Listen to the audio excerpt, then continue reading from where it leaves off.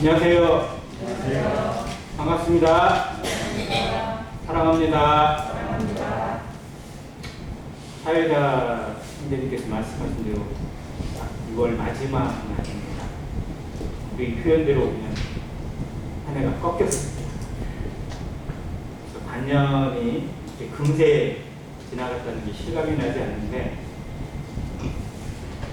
남은 반년이 또 얼마나 급하게 우리를 쫓아낼지, 또 쫓겨갈지 하는 두려움도 없지 않아 있습니다. 7월부터 거리두기가 조정이 되어져서 교회의 경우에도 50%까지 방역 지치면서, 근데 이게 예방접종 맞은 분은 또 숫자에서 카운팅하는 별로 이제 제한을 주지 않는 거죠. 식사를 하는 부분에 대해서 알아보니까 권고사항이에요. 강제사항은 아니고, 그래서 가급적이면 식사를 하지 말 것을 권해드리는 그런 내용으로 되어 있긴 한데, 오늘 확진자 숫자가 794명이 나왔어요. 지금 델타 변이 바이러스나 또 어떻게 보면 마음이 풀어지고, 또 여름 휴가 기간 다가오고 대학생들 방학하고 이러다 보니까 2030 세대에서 확진자 수가 급격하게 늘어나고 있습니다. 이게 막상 거리 조정을 했는데 예를 들어 자네처럼 1000명 가까이 갔다 그러면 정말 또 어떤 상황이 될지 참 두려움이 없지 않았습니다. 아무튼 어려움 되지 않도록, 시험 되지 않도록 기도해 주시기를 바라고, 오늘 묵상하던 말씀 생각나서 교제하기로 합니다. 먼저 요한복음 1장 보겠습니다.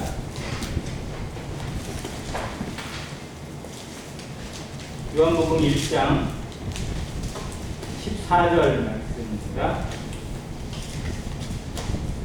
같이 읽겠습니다. 요한복음 1장 14절 시작. 말씀이 육신이 되어 우리 가운데 거하심에 우리가 그의 영광을 보니 아버지의 독생자의 영광이요 은혜와 진리가 충만하더라. 16절입니다. 시작. 우리가 다 그의 충만한 데서 받으니 은혜 위에 은혜로라.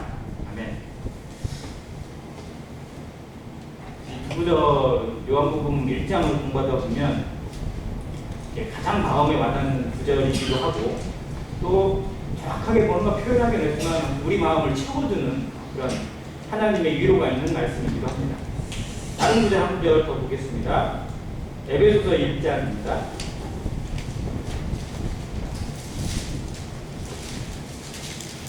에베소서 1장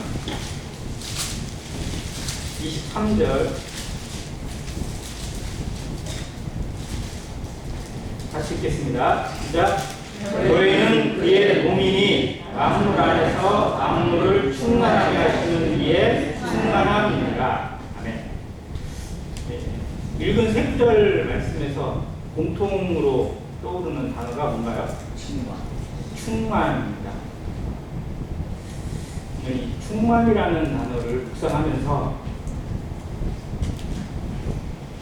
말 그대로 채워진 상태, 꽉 찬 상태, 차고 넘치는 상태를 말하는데, 정말 성경에서 나타난 하나님의 충만이, 그리스도의 충만이, 성령의 충만이 내 삶에는, 우리 인생에는 얼마나 채워져 있는지, 얼마나 채워지고 있는지, 얼마나 가득 차 있는지를 한번 점검하고, 그 충만으로 사는 성도, 또 그 충만함 속에 거하는 교회의 능력이 과연 나의 모습에서는 어떠한지, 우리의 삶에서는 이 하나님의 충만이 어떻게 나타나고 있는지 한번 점검하고, 정말 하나님의 이 놀라운 비밀인 충만에 참여하는 성도의 삶이 되기를 간절히 바라는 마음이 있습니다.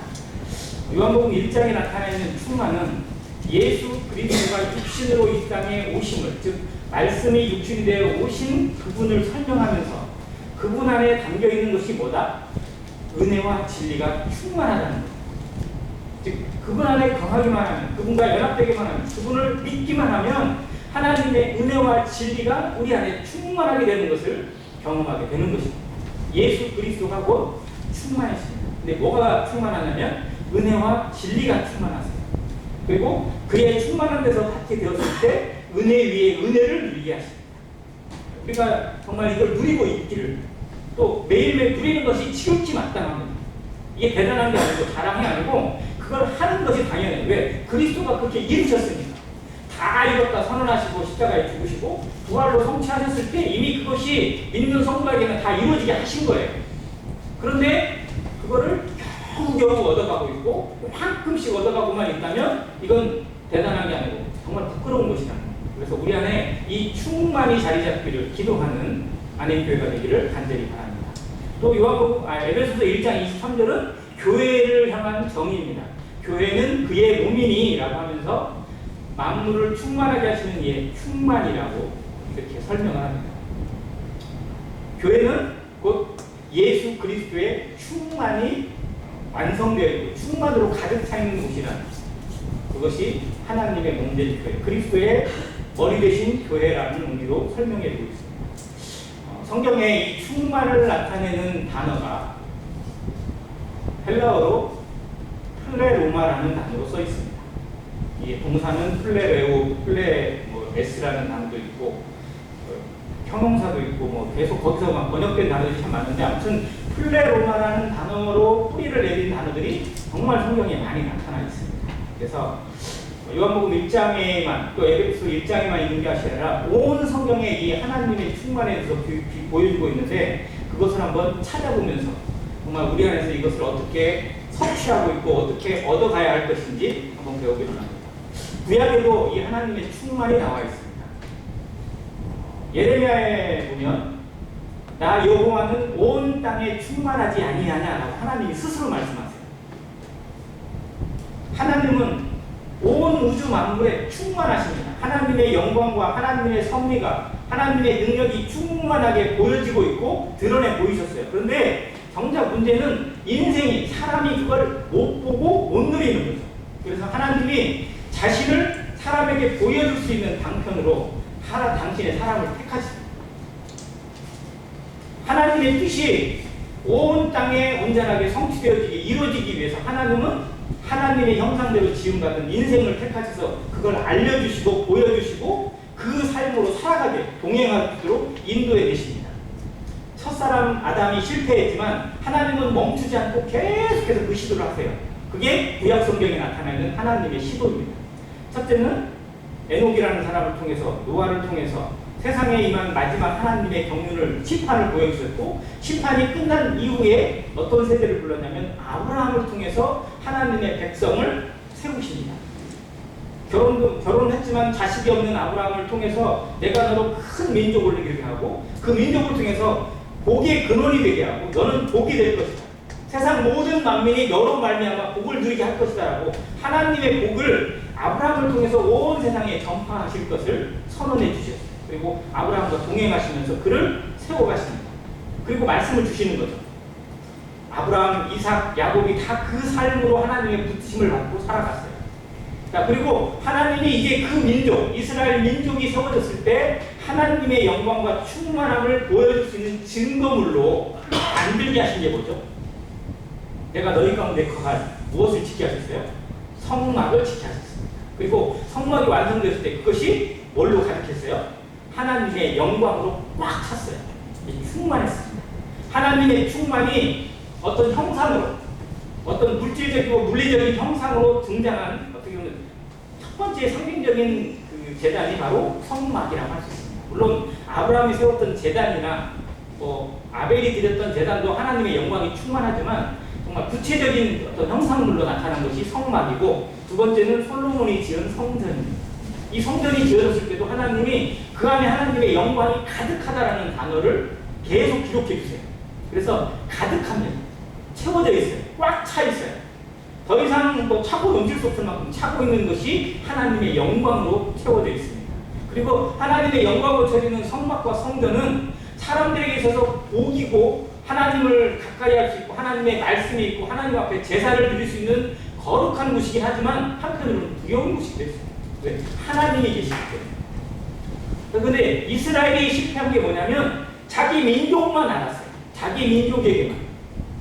하나님은 아브라함을 부르신 이유도 이스라엘 민족을 세우신 이유도 너희만 나 안에서 잘 먹고 잘 살아라가 아니라 너희를 통해서 모든 민족이 하나님을 알 수 있는 통로가 되기를 원하셨어요. 모든 민족이 하나님께 돌아와야 되잖아요. 근데 이스라엘 민족은 어떻게 해요? 할례받지 않은 이방 민족은 다 돼지로 취급을 하고 아예 상종을 하지 않았어요. 자기들만 잘 되면 되는 거예요. 지금도 그래요. 유대인의 한계입니다. 이게 얼마나 무서운 민족주의인지 몰라요. 그러니까 그런데 하나님의 뜻은 그건 아니었어요. 하나님은 이스라엘을 복주시고 이스라엘을 통해서 하나님의 말씀과 그 계명이 실제로 믿지 않는 자들에게도 전파되어서 온 세상에 하나님을 아는 영광이 충만하게 되기를 원하셨어요. 그래서 하박국서에 가보면 이제 하나님이 말세에 대한 예언을 하시면서 대저 여호와를 아는 영광이라는가요? 대저 물이 바다를 덮음같이 여호와의 영광을 인정하는 것이 온 세상에 가득하게 될 것이라고 예언해 주십니다. 물이 바다를 덮음처럼, 즉 물이 바다에 차고 넘쳐서 온 세상으로 모든 것을 흘러가는 것처럼 여호와의 영광을 인정하는 것이 온 세상에 충만하게 하실 거라고 말씀해 주세요. 그리고 그 예언대로 누구를 통해서요? 예수 그리스도를 통해서 그걸 이루어내셨습니다. 그것이 이제 구약에 나타나 있던 영광을 신약 예수 그리스도를 통해서 성취하시는 과정으로 나타나 있습니다. 그러니까 이스라엘은 실패했습니다. 그리고 하나님께서 이제 하나님의 때가 되었을 때 예수 그리스도를 이 땅에 보내시는 신약의 시작이 나타나 있습니다. 그래서 신약의 시작, 그리고 하나님의 이 충만함의 시작이 뭘로 나타나냐면 신약의 첫 키워드가 때입니다. 때. 때가 참에라는 문구 기억나세요? 때가 참에 누구에게 낳게 하시고 여자에게 낳게 하시고 또 어디에서 낳게 하십니까? 예수님이 항상 공생애를 사실 때 주로 하시는 말씀이 아직 내 때가 이르지 아니하였다고 하죠. 이 때라는 단어가 어떻게 보면 시간을 의미하는 거긴 한데요. 실제로 성경에 나타나 있는 시간, 때를 의미하는 헬라어가 두 가지로 나눠요. 이게 완전히 달라요. 예수님이 말씀하신 때는 뭐냐면 카이로스라는 뜻입니다. 카이로스로 써 있어요. 이거는 하나님의 때입니다. 하나님의 섭리와 하나님의 말씀과 하나님의 기회가 나타나 있는 때입니다. 지금 우리에게 주신 때예요. 우리에게 주신 시간입니다. 이건 하루 24시간의 개념으로 똑같이 받는 개념이 아니라 하나님이 우리에게 보여주시는 게 있어요. 보여주신 기회가 있습니다. 그래서 세월을 아끼라, 때가 악하니라는 그 말씀의 표현이 바로 이 카이로스입니다. 자, 그런 반면에 세상 사람들이 살고 있는 시간이 있어요. 그잖아요. 지금 우리도 똑같이 그 시간을 살고 있잖아요. 이 시간을 표현하는 헬라어는 크로노스입니다. 이건 크로노스라고 하는 신에서 왔어요. 그리스의 신 중에 이름이 크로노스라는 신이 있었는데 그 신에서 온 단어가 이 크로노스라는 뜻인데요. 이거는 그냥 누구에게나 공평하게 주어진 흘러가는 시간을 의미해요. 그 시간 속에서 하나님의 때가 무엇인지, 하나님의 기회가 무엇인지, 하나님의 뜻이 무엇인지를 아는 것이 지혜이고 말씀입니다. 예수 그리스도는 공생애를 사실 때 온전히 하나님의 뜻에 순종했고 하나님의 때에 맞게 움직였어요. 자신의 뜻대로, 자신의 의지대로 사는 것이 아니라 하나님이 가라면 가고 하라면 하고 하지 말라면 안 하셨어요. 그래서 실제로 이스라엘 사람들, 제자들은 예수님이 이때쯤 되면 자기 영광을 드러내도 괜찮을 것 같고 사람들 앞에 자기를 드러내서 아 내가 이런 사람이야 라고 공표하고 그 사람들에게 인정받고 떡떡거리며 살았으면 좋겠어요. 그런데 예수님은 거절하세요. 자기를 왕으로 섭외하는 자들을 거절하고 그냥 혼자 산으로 들어가시고 자기를 죽이려고 돌멩이 들고 덤벼드는 사람한테도 그냥 따로 피하셨어요. 왜? 때가 이르지 않았기 때문에. 하나님을 움직이고 예수 그리스도를 움직이는 것이 바로 하나님의 때입니다. 성경의 놀라운 키워드 중에 하나예요. 예수님의 순종은 하나님의 때를 아는 것이었고 그 때에 맞게 때가 참에 그 뜻에 순종해서 십자가에 달리셨어요. 제자들은 주여 그리하지 마옵소서. 왜 주님이 죽으십니까? 주님이 왜 죽으십니까? 우리를 두고 어디 가십니까? 막 그러면서 하고 심지어는 절대 주님을 죽을 수 없다고 막 그렇게 푹 말리는 그 사람들. 그러나 하나님의 뜻에 온전히 순종해서 그 때가 되었을 때 하나님 예수 그리스도를 죽음 가운데 넘기셨습니다. 그 하나님의 때를 성도들은 분별할 수 있는 지혜가 있습니다. 말씀. 성령은 과연 우리의 때가 어느 때인가? 코로나의 이 시대는 과연 하나님이 어떠한 때로 주신 것인가? 내 인생에 60, 70 아니 그 이상의 나이가 되었을 때 하나님이 내게 기회를 주고 있는 것은 무엇인지, 내 인생의 지금의 이때는 어떤 때인가, 자기 시대를 구분할 수 있고 자기 시대를 분별하는 것이 진짜 지혜입니다. 그래서 내 인생에 얼마나 많은 기회가 남겨있지 아무도 모릅니다. 단 하루가 남겨있을 수도 있어요. 그래서 그때를 분별하고 그때에 가장 합당한 모습으로 주님의 뜻에, 하나님의 말씀에 전적으로 순종할 수 있는 성도, 그것이 가장 행복한 성도가 아닐까 생각을 해보게 됩니다. 두 번째, 이 충만을 표현하는 또 다른 단어가 성취, 완성이라는 뜻이 있습니다. 자, 아까 예수 그리스도는 하나님의 뜻대로만 움직였다고 했어요. 그리고 하나님의 뜻을 성취하셨습니다. 그리고 완성하셨어요. 그것으로 영광을 돌리셨어요. 자, 예수님이 하신 말씀 중에 조금 의아한 말씀이 있어요. 내가 율법을 폐하러 온 줄로 아느냐라고 했어요. 예수님은 율법을 폐하러 오신 것이 맞나요? 틀리나요?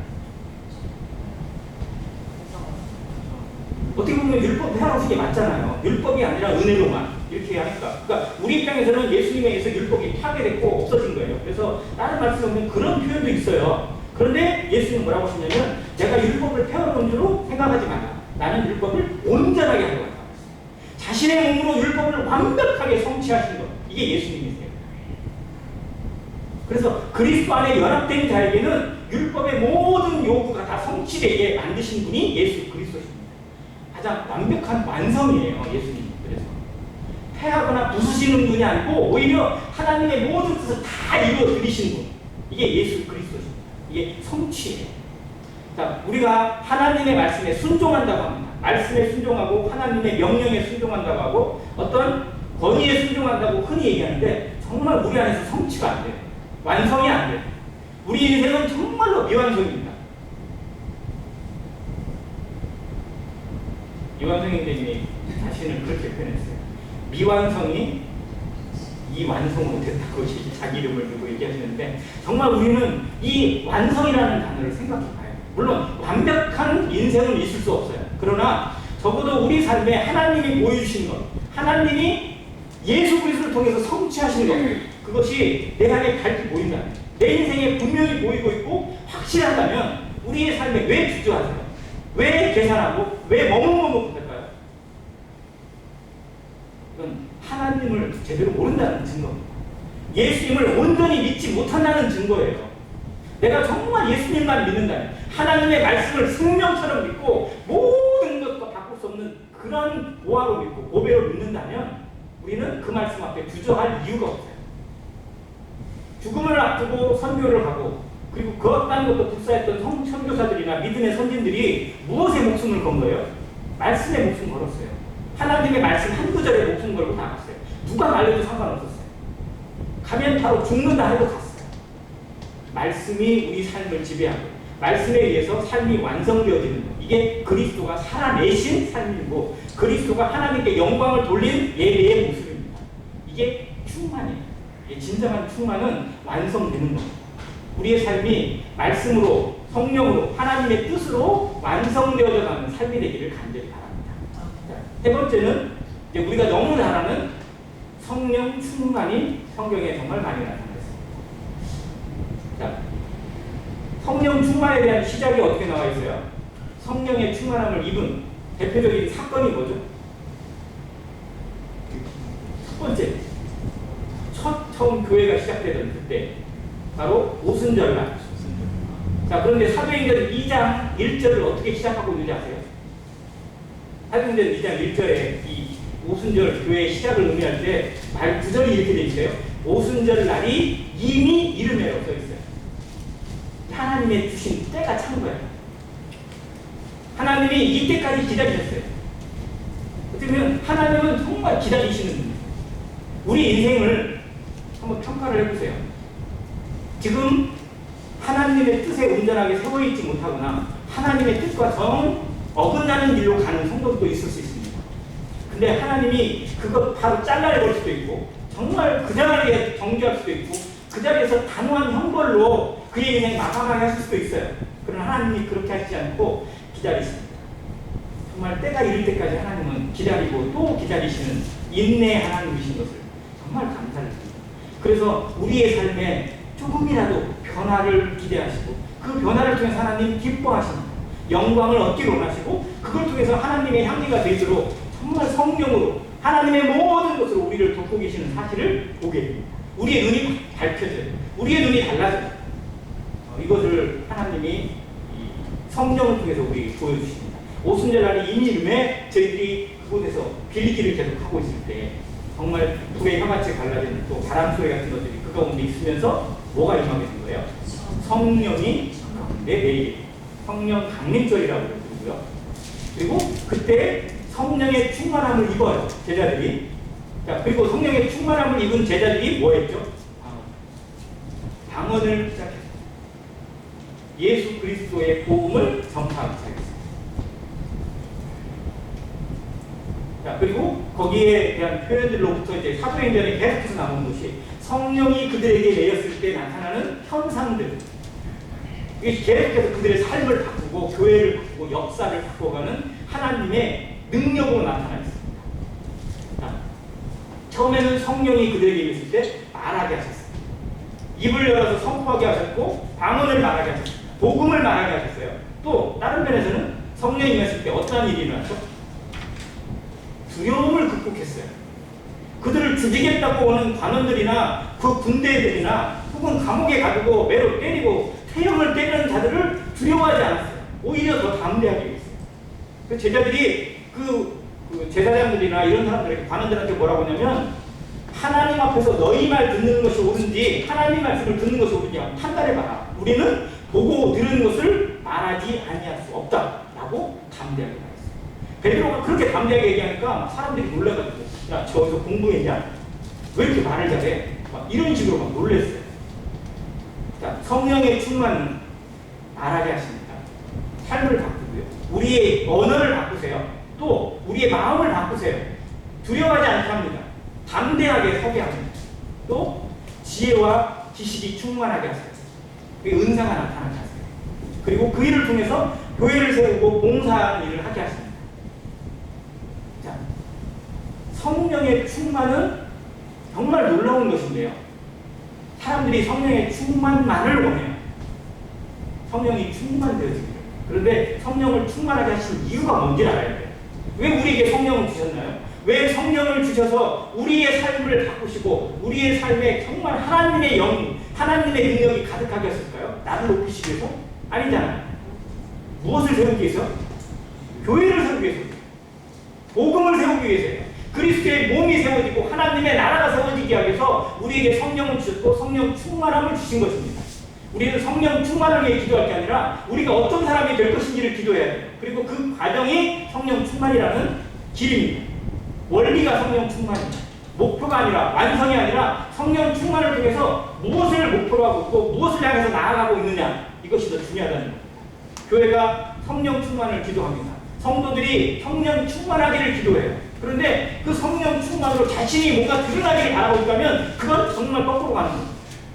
교회가 세워지고 성도들이 바로 세워지고 성도들이 교육받고 하나님의 형상을 닮아가고 그래서 에베소서 4장 12절에 있는 것처럼 그 교회의 은사들을 주신 것이 이제 대표적인 5가지의 은사를 주신 게 있어요. 그래서 사도와 선지자 그리고 복음 전하는 자, 목사와 교사.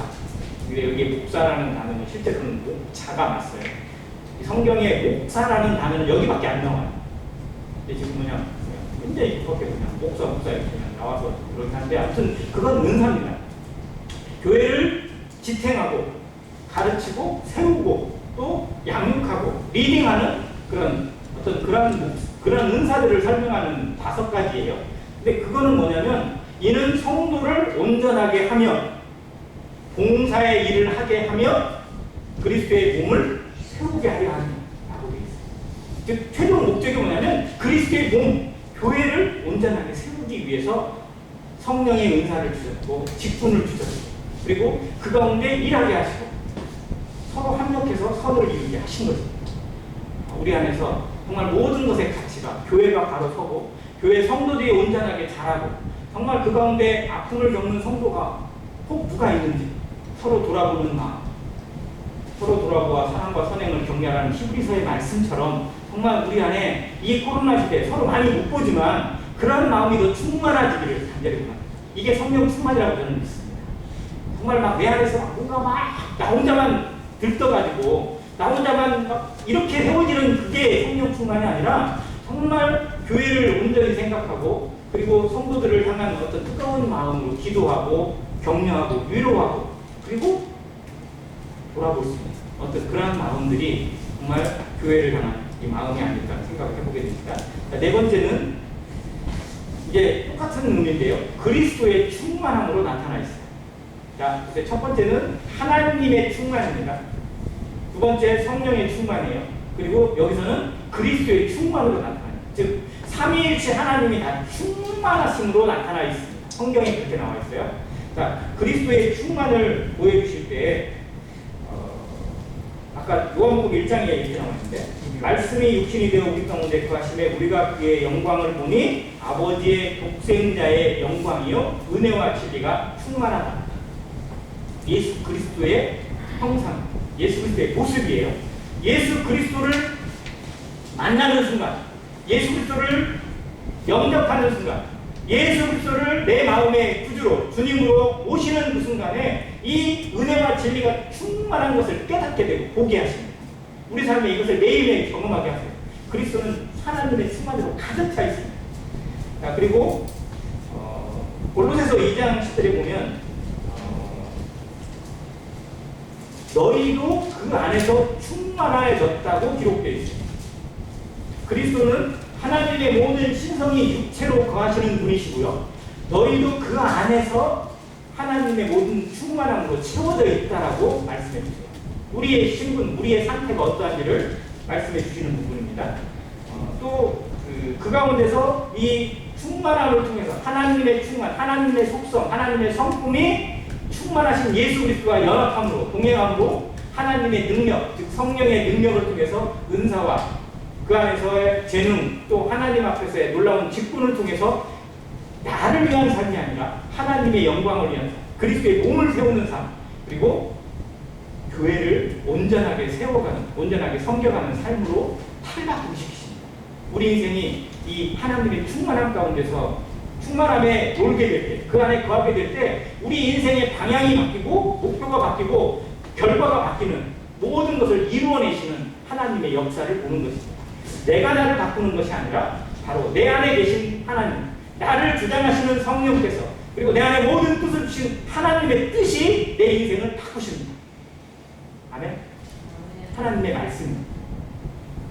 근데 사람들이 뭘 착각하냐면요. 내가 노력하면, 내가 결단하고 결심하고 열심히 하면 바뀐다고 생각합니다.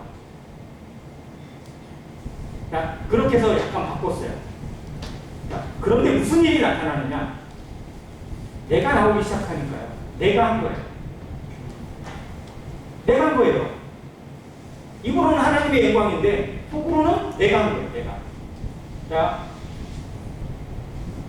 복음 잘하다 보면 나이 많으신 분들이나 또 좀 약간 점잖으신 분들 중에 이런 분들이 있어요. 교회를 한때 열심히 다녔어요. 근데 지금은 안 다녀요. 이런 분들은 거의 공통적으로 무슨 일을 겪었을까요? 교회에 상처를 입었어요. 그리고 그 상처가 어떤 상처냐면 내가 교회에 비해서 그냥 얼마나 갖다 바쳤는데 나를 내쳐? 뭐 이런 거예요. 자기를 안 알아주고 예를 들어서 이제 장로를 세우는 일에 자기가 떨어졌어. 그러면 이분 교회 나가야 안 나가요? 거기서 돌아보고 나가야지 정상인데 안 나가. 나를 떨어뜨려? 내가 나가나 봐라. 이거예요. 그냥. 즉 이분은 글쎄 신앙생활을 했을지 모르겠지만 무엇을 위한 거예요? 하나님을 위해서? 아니 나를 위해서 한 거예요. 어떤 분이 자랑 삼아요. 자기가 교회를 몇 개를 세웠대요. 이게 자랑일까요? 교만일까요? 이건 정말 무서운 말 아니에요. 내가 교회를 7개를 세웠다. 교회를 어떻게 자기가 세워요? 하나님이 세우시는 거예요. 예배당을 짓는 일에 좀 보험을 주고 헌신을 했긴 했겠죠. 그러나 그게 교회를 세운 건 아니잖아요. 근데 사람은 그렇게 착각하는 거예요. 자, 그분이 교회를 섬기고 교회 안에서 봉사하고 또 누군가와 교제하고 할 때는 얼마나 뜨거운 마음을 했겠어요. 그런데 그 목적이, 그 방향이 성령의 충만과 하나님의 충만이 아니라 누구 충만? 내 충만인 거예요. 충만으로 이루어졌을 때 결과가 어마어마하게 달라지는 겁니다. 비슷해 보이긴 하는데 정말 다른 결과, 어마어마한 차이가 나타나는 결과가 어디에 있느냐? 하나님이 주시는 것이냐, 내 것이냐. 근데 성도들이 정말 이 나를 버리는 일에 얼마나 어려운지 몰라요. 내 생각을, 내 자존심을, 그리고 내 계산을 버리는 것이 정말 신앙에 있어서 정말 무거운 씨름입니다. 가장 힘든 씨름 중에 하나. 나는 죽었다. 오죽하면 사도 바울이 나는 날마다 죽노라고 고백을 했어요. 얼마나 사도 바울 같은 사람도 내 안에서 그것이 일어나는 것을 느꼈기 때문에, 내 안에 육신이 일어나고 그 자존심이 일어나고 그것을 겪었기 때문에 로마서 7장에서 오호라 나는 곤고한 사람이로다라고까지 고백을 했던 겁니다. 우리 안에서 이 고백이 있길 바랍니다. 그리고 그 고백을 통해서 하나님의 하신 일, 예수 그리스도가 이루신 성취, 성령의 충만함이 내 안에서 연결되어져서, 연합되어져서 내가 죽는, 나는 죽고 그리스도가 사는. 그래서 로마서 6장 10절에 있는 것처럼 너희가 죄에 대해서는 죽은 자요 하나님께 대해서는 산 자로 여기리라. 이 삶의 고백이 증거로 나타나고 열매로 나타나고 향기로 나타나기를 간절히 바랍니다. 자, 삼위일체 하나님은 온전한 충만을 통해서 서로 연합하셨어요. 그래서 로마서 8장에 보면 하나님을 사랑하는 자, 곧 그 뜻대로 부르심을 입은 자들에게는 어떻게 해요? 모든 것이 합력하여 선을 이루느니라. 이 원아웃, 그 로마서 8장 28절의 그 구절 앞쪽의 내용을 쭉 보면요, 삼위일체 하나님의 합력이에요. 하나님의 계획, 예수 그리스도의 순종, 성령의 인치심, 확증, 이 세 가지가 합쳐져서 진짜 선을 이루신 거예요. 그 선이 뭐예요? 교회고 구원이에요. 복음이에요. 자, 이제 그것을 본받아서 우리 안에서도 내가 나타나는 것이 아니라 하나님의 충만함으로 다른 사람을 세워주고 교회를 세워가고 그리고 복음을 세워가는 그런 교회가 되게 하시고 하나님의 지체가 되게 하시는 것을 경험하는 것입니다. 자, 이것으로 연결되어 있는 게 뭐냐면 다섯 번째, 부족을 채우는 원리입니다. 성경에 조금 난해한 구절 중에 하나가 그리스도의 남은 고난이라는 표현이에요. 그리스도는 완벽하게 이루셨는데도 불구하고 남은 고난이라고 하는 표현을 통해서 성도가, 교회가, 그리고 각 지체들이 감당해야 될 분량이 있다는 것을 가르쳐 주십니다. 우리가 그걸 배우고 있어요. 자, 빌립보서에 보면 사도 바울이 옥중에서 빌립보 교회에 보내는 서신에 이런 내용을 썼어요. 에바브로디도라고 하는 빌립보 교회의 리더, 그 장로를 선도하고 칭찬하면서 저가 나를 섬기는 너희의 부족한 것을 채운다고 하는 기록을 남겼어요. 자, 우리의 섬김, 우리의 봉사, 그리고 우리의 은사가 뭐야 되냐면 그리스도의 남은 고난을 채우는 거고요. 다른 성도의 부족을 채우는 겁니다. 이게 교회예요. 자, 형제가 여럿 있어요. 요즘은 많이도 없지만 형제가 여럿 있는데 여럿 있는 집이 잘 되기도 하지만 정말 안 되기도 해요. 잘 되는 집은 뭐냐면요, 서로 부족한 것을 채워주는 거예요. 그러니까 쟤를 도와주기 위해서 쟤를 어떻게 도와주면 좋을까, 이런 마음이 들면 정말 그 집은, 그 가정은 진정한 화목을, 즐거움을 누리게 합니다. 반면 나를 나타내고자 하는 마음만 있으면 갈수록 싸워요. 그러니까 교회에 어려움이 되는 것들이 뭐냐면 부족을 채우는 것, 그걸 위해서 기도하고 그걸 위해서 분별하고 그걸 위해서 자신을 희생하는 것이 아니라 어떤 문제만 보기 시작하고 그것만 지적하는 것으로 나타나기 시작하면 교회는 끝없는 나락에 빠지게 되어 있습니다. 자, 우리에게 완벽한 인생은 없습니다. 완벽한 교회도 없지만 완벽한 성도는 더더욱 없습니다. 아무리 뛰어난 재능을 가지고 있고 놀라운 은사를 가지고 있는 성도를 하더라도 그는 부족해요. 사도 바울은 부족함이 없었을까요? 우리가 별로 분별을 못하긴 하지만 사도 바울도 부족함이 정말 많았어요. 그래서 그에게 얼마나 많은 동역자가 있었나요? 사도 바울이 아무리 일장백의 용서를 하더라도 혼자서 모든 걸 감당할 수는 없어요. 그에게 있는 동역자들이 그의 부족한 부분을 채워줬습니다. 어떤 사람은 재능, 어떤 사람은 물질, 어떤 사람은 시간, 어떤 사람은 그보다 더한 걸 통해서 사도 바울을 돕고 복음을 돕고 그리스도의 몸을 세워가는 일에 자신을 들였어요. 이게 부족을 채워가는 충만입니다. 그래서 채워지는 거예요. 우리 삶이 서로를 돌아보는 마음 가운데서 채워가는 성령, 채워가는 교회가 되기를 간절히 원합니다. 그걸 위해서 기도하시길 바랍니다. 나를 채우기 위해서 뭔가를 끌어당기는 것이 아니라 나의 것을 통해서 누구를 채울 수 있을까? 누구에게 도움이 될 수 있을까? 어떻게 도와줘야 될까? 그렇게 보게 될 때 이 잠언에 있는 원리가 주라. 그러니까 우리를 채우려면 줘야 돼요? 받아야 돼요? 줘야 돼요? 받아야 돼요? 내가 이만큼 없어요. 이게 원래 세상의 원리를 보면 어떻게 돼요? 땡겨야 돼요. 여기서 가져오고 저기서 채우고 뺐더라도 채워야 돼요. 그래야 내가 채워져요. 그런데 성경의 원리는 뭐예요? 뭐라고요? 주라는 거예요. 그러면 어떻게 해주신 거예요? 하나님이 후이 되고 눌러서 막 차고 넘치도록 채워주시는 겁니다. 이걸 경험하는 게 신앙이고 이게 경험하는 게 교회입니다. 그래서 없는 데에서 오히려 더 사랑이 넘치고 빈약한 곳에서 오히려 더 풍성해지는, 그런데 부자가 되면 될수록 오히려 더 인색해지고 오히려 더 그렇게 돼요. 시골에 사시는 분들 다 아시잖아요. 예전에는 뭣도 나눠 먹었다고요? 콩 한 쪽도 나눠 먹었는데 지금은요?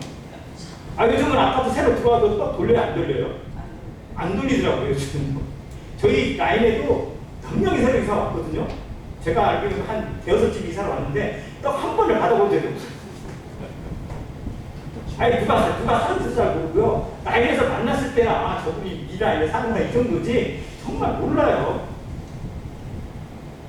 교회는 그런 곳은 아니잖아요.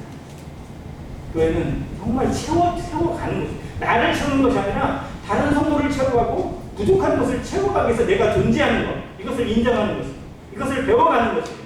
그리스도가 그렇게 하셨어요. 삼위일체 하나님이 서로 채우셨어요. 서로를 존중하고 서로를 세워가고 서로를 채워가는 아름다운 선을 주셨어요. 교회의 본이에요. 내가 너희를 사랑할 것 같이 너희도 서로 사랑하라. 내가 여기서 너희에게 본을 보였다. 예수님의 본이 뭐세요? 대접받는 건가요? 대접하시는 건가요? 종으로서 허리에 두르시고 제자들이 발을 시키셨잖아요. 우리가 주님을 안다고 하면서 주님을 배운다고 하면서 실상 낮아지는 것 자체보다도 인정받고 높아지기를 원하는 마음 얼마나 많아요. 저도 실제로 그럴 때가 있어요. 좀 잘못 얘기하고 좀 오해하고 좀 기분 나쁘고 막 화가 나고 막 뭐 이럴 때가 있어요. 근데 그러면서도 돌아오게 되더라고요. 그렇지, 너는 뭔데? 주님은 그런 상황이 어떻게 하셨는데? 이 생각을 하게 되면 참 그 마음의 그 평화를 조금 잡게 하시고, 그리고 정말 주님을 좀 더 배울 수 있는 기회로 세워주시는 것 같아요. 그러니까 마지막으로 성령 충만해 주시는 것은 기쁨입니다. 이 모든 과정들을 통해서 충만한 기쁨이 넘치게 하세요. 이 기쁨에 대해서, 이 즐거움에 대해서 예수님이 직접 제자들에게 설명해 주신 말씀이 요한복음 15장에 있고 17장에 있어요. 그 구절만 보고 마치겠습니다. 요한복음 15장 11절입니다.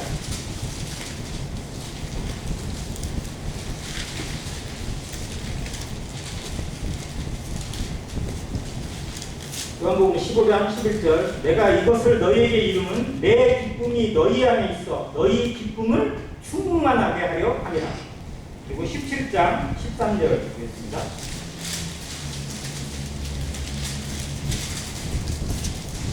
지금 내가 아버지께로 가오니 내가 세상에서 그 말을 헛는 것은 그들로 내 기쁨을 그들 안에 충만히 가지게 하려 함이니이다. 자, 15장은 예수님이 제자들에게 하신 고별 설교고요. 17장은 예수님이 마지막으로 아버지 하나님께 드린 기도입니다. 고별 기도라고 해요. 말씀을 전하실 때에도, 기도하실 때에도 무엇을 충만하게 하시냐면 기쁨을 충만하게 하기 위해서 지금 이렇게 하고 있다고 얘기합니다. 근데 지금 이 상황이 어떤 상황이에요? 지금 예수님이 이제 어디로 가시는 거예요? 죽으러 가시는 거예요. 그러니까 제자들이 막 예수님 죽으러 가시고 겟세마네로 갔을 때 그게 막 체포되고 그랬을 때 제자들 어떻게 했죠? 거기서 막 기뻐하고 즐거워했나요? 기쁨이 있었을까요? 아니, 이 밤은 제자들의 입장에서 별로 기뻐할 수가 없는 밤이에요. 상황이 기쁨이 아니에요. 슬픔이에요. 낙심이에요. 절망이에요. 근데 예수님은 뭘 말씀하시냐면 기쁨을 말씀하세요. 이게 하나님의 시각과 우리의 시각의 차이입니다. 우리 눈에는 슬픔만 보이고 낙심만 보이고 어려움만 보여요. 그런데 하나님의 눈에는 그 안에 기쁨이 있고 그 안에 즐거움이 있습니다. 그 안에 하나님의 평강이 담겨 있어요. 그 눈을 우리가 회복하길 바랍니다. 이게 말씀의 회복이고 성령의 충만이라고 저는 믿습니다. 어떠한 상황에서든지 하나님의 주시는 기쁨을 누리는 것, 맛보는 것, 그 안에 머물고 즐거워하는 것. 항상 기뻐하라. 하나님의 명령입니다. 이것이 그리스도 예수 안에서 너희를 향하신 하나님의 뜻입니다. 좋을 때만 기뻐하라고 아니잖아요. 항상. 우리에게 항상 기쁨을 할 수 있도록, 누릴 수 있도록 모든 조건이 만들어져 있어요? 없어요? 있어요. 완성되어 있어요. 세상의 것들에 되어 있기 때문에, 세상의 것에 우리의 마음을 뺏겨서, 우리의 눈을 뺏겨서 그 기쁨을 잃어버리는 것이지, 하나님 안에만 있으면, 말씀 안에만 머물렀으면 우리는 정말 항상 기뻐하고도 남음이 있습니다. 하나님이 이미 그렇게 채워놓으셨어요. 충만하게 하셨어요. 그런데 우리 삶을 돌아보세요. 왜 이걸 잃어버렸나요? 왜 이걸 놓치고 있나요? 그러면서도 억울해하지 않아요. 그게 당연하다고 생각하고 있고, 그것이 인생이려니 성도들도 그렇게 살 수밖에 없다고 생각하고 있다면 이건 정말 어리석은 겁니다. 이 기쁨을 잃어버리지 마요. 주 안에 있는 즐거움, 주 안에서 누려야 될 평강의 가치를 절대 빼앗기지 않는 성도가 되기를 간절히 바랍니다. 이것을 지키는 비결이 말씀과 기도입니다. 신앙의 주축, 말씀과 기도를 통해서 말씀 안에 머물고 기도하는 성도, 기쁨을 잃어버리지 않습니다. 잘못 기도하기 때문에, 말씀을 잘못 읽으니까 기쁨을 잃어버리고, 그냥 감정에 휩싸여가지고 이랬다 저랬다 막 너무 변덕이 심해요. 하나님의 원하심은 우리 안에 있는 진정한 평강을 주십니다. 이 기쁨을, 이 위로와 평강을 온전하게 누리는 모든 성도가 되시기를 간절히 원합니다. 이상입니다.